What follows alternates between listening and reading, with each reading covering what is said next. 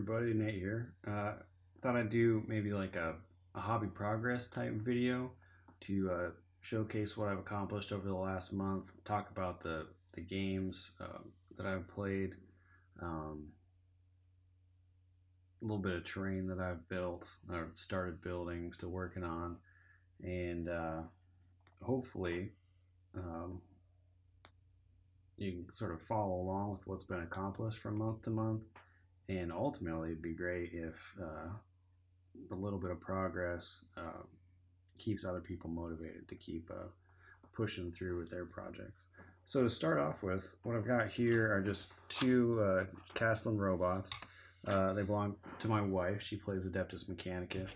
I just did a super quick paint job on these, just a red base coat, painted the silver and a few other colors, and then just did a all over wash of a brown wash. You can see it's not super clean by any means, but it was quick and effective, and looks great. They're just old robots that have been beat up, and that helps accomplish that. A few neat things about them is the weapons are magnetized, so they can be the hands can be switched out if the fists ever are something that she wants to use. Unfortunately, I didn't magnetize the top weapons, but those probably won't be too easy to switch out. It'll just be a matter of cutting it off at an obvious spot and throwing the new one on there.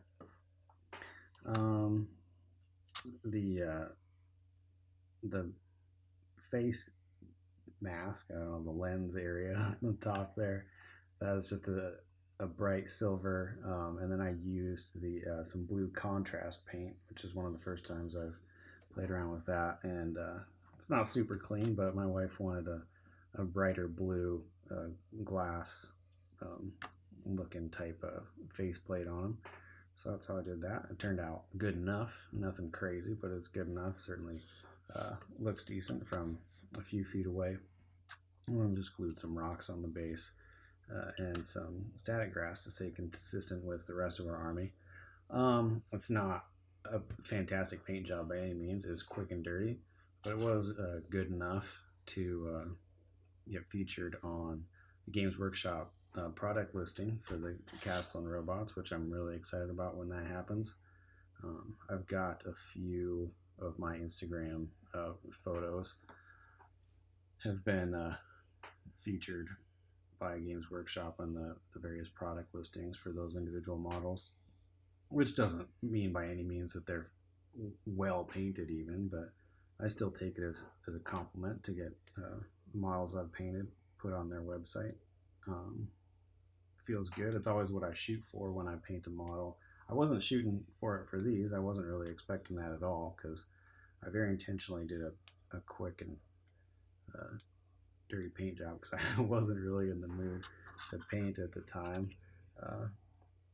Just threw a few edge highlights on there, and that you push it over the edge a little bit. I don't know if you can even see them on camera in this light, but they're there.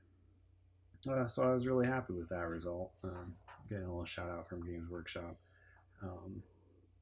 And you can tell if these models can make it on the Games Workshop, then you don't need to stress about painting yours up super fancy to get a shot at getting your own models listed on the website, because clearly these aren't anything super fancy.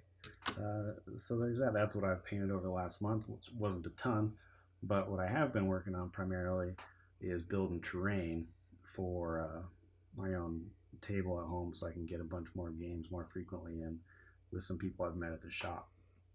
And that's what I'll be talking about next. So this is just a few pieces of ruins that I've been making out of foam core. These are just two. I think I've got about 10 pieces. This is one of the taller ones, but the tallest ones are probably about 12 inches tall, and it's just made out of foam core that I took the paper off of each side so that the foam texture would show through a little bit, and I'm in the process right now of using some popsicle sticks and some cereal box to block out the windows on the first floor, so that uh, the first floor of all the buildings block line of sight to protect the models inside a little bit more and break up the table so you can't just see straight across through everything. I think line of sight blocking terrain is really important in the current state of the game. So I've made a point of going through and blocking out all the windows, and of course I'm still working on these. They're really simple. The bases are made out of MDF, which I just beveled down to blend into the table a little bit. And next, I've just got to finish the floors, which I can't decide if I want to do out of MDF or just more foam core. I'll probably throw some tiles on them to make them stand out a little bit more, and then get them painted up. And hopefully that won't take too much longer, but I've got a few things around the house keep me busy that I don't get more than an hour or two a day to work on these, and I'm taking my time, and I got everything planned out. So hopefully those turn out good. This be a quick, a black, gray, and some light gray dry brushings. Nothing fancy with the paint. Might throw some flocking on there to create some moss growing up the walls or something. And really just excited to get them finished and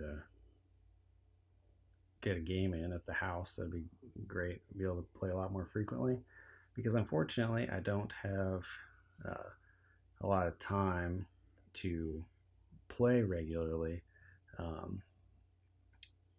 My wife is studying really hard, and she needs a lot of time to herself to study, so I get to spend a lot of time with our daughter watching her, so I don't get as much time to leave the house and go play with some folks as I'd like. But I'm doing great other things at the house instead of that. But getting a table worth of terrain put together will be nice and make it a lot easier to get a few games in. So over the last month, unfortunately, I've only had one game, and I'll go into that next. So I was able to get one game in over the past month. Unfortunately, a few people had to reschedule. But the game I got was, I used 1850 points. It's supposed to be 2,000 points, but my buddy who I was playing with forgot a few of his models. So we had to decrease the point level of the game. It was actually me and him against another guy who played Death Guard, and my buddy brought Adeptus Mechanicus. So I brought 1,000 points of Blood Angels, and he had about 850 points of AdMech. It was actually the first time I ever played against Death Guard, which was awesome. That Disgustingly Resilient certainly lives up to its name. It was kind of frustrating at times. Just to go through what I brought real quick, just a Librarian Dreadnought right here, with a Librarian with a jump pack, who's actually my Warlord, and then he had the Relic jump pack that allows him to reroll charges, and he can't be overwatched. And then a Sanguinary Ancient with the Relic banner. He's a elite choice rather than a character. Had 2 units of scouts and a unit of intercessors, and then a big unit of Death Company and a unit of Terminators. I know that Terminators aren't super competitive, but it was just a friendly game, and they're one of my favorite units in the game. They're one of the units that I absolutely fell in love with as a kid when I first started playing. So I made sure that when I got back into the game last few years, Terminators are one of the first units I bought and got painted up, and it's always fun to play with them. They, as you can probably expect, they did not accomplish a whole lot. I think they failed 2 charges, and then I ended up just leaving them on an objective, which was fine. They certainly didn't get pulled off that objective for the whole rest of the game. Um, so we played. It was a mission that my buddy just kind of came up with on the fly. Um, Nothing out of the rule book or anything, but there essentially was no man's land in the middle of the board. Um, the Death Guard player got to essentially deploy on the entire board except for 1 foot worth on our side, and then we just deployed on that. So he had, I think, 3 bloat drones with the flamers, a demon prince, a few big groups of poxwalkers, some Death Guard plague marines, one of the was it the Death Guard tank with the indirect fire mortar, plague burst crawler, and some Terminators. I think they're Blight Lord Terminators, and then a Sorcerer and Typhus, I think, and another character that I've forgotten which it was. Uh, but the fact that there was no man's land in between the deployment zones made made it pretty easy for me to get my Death Company and my Librarian Dreadnought into combat just like I wanted, which was great. The Dreadnought was absolutely my VIP. He saved the Overwatch from one of the bloat drone flamers like a champ.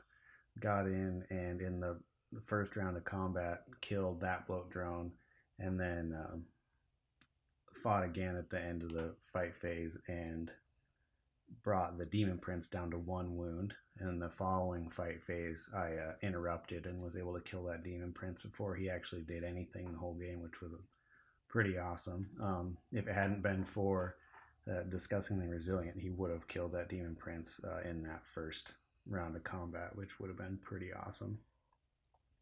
And of course, the Death Company got stuck in with some Poxwalkers and the Terminators, and eventually was able to clear those out. Though the Terminators, with their 2-up saves, they took quite a lot longer than I expected. One of the scout squads, both of them have got knives. One of the scout squads, over the course of, I don't know, 5 turns, was able to take out one of the big blobs of Poxwalkers all by itself, which was pretty cool. And then the Intercessor squad, which I haven't used much, got stuck in with the other Poxwalker blob that got them wrapped up, and they just stood there fighting their way through it, and they did quite a bit of damage to that Poxwalker squad, and lasted almost the whole game, which was pretty cool how resilient they are with their 2 wounds. So we ended up winning the game in the end. We almost tabled the Death Guard play, because didn't really accomplish much shooting the whole game. I think he had 2 neutron laser on the plague burst crawler the whole game, and it still finished the game with a few wounds, which was interesting. How that 5-up demonic save and the Disgustingly Resilient really paid off for him. It was a lot of fun, and it's the first time meeting that Death Guard player, and he was awesome, and I hope we get to play again. So that's what I've been up to this month. Not super eventful, but that terrain will hopefully pay off, and I'll have a lot more games to talk about next time. Still got to figure out what exactly I'm going to do for the table itself. It's probably just going to be a sheet of plywood at this point, but we'll see. Thanks for hanging out.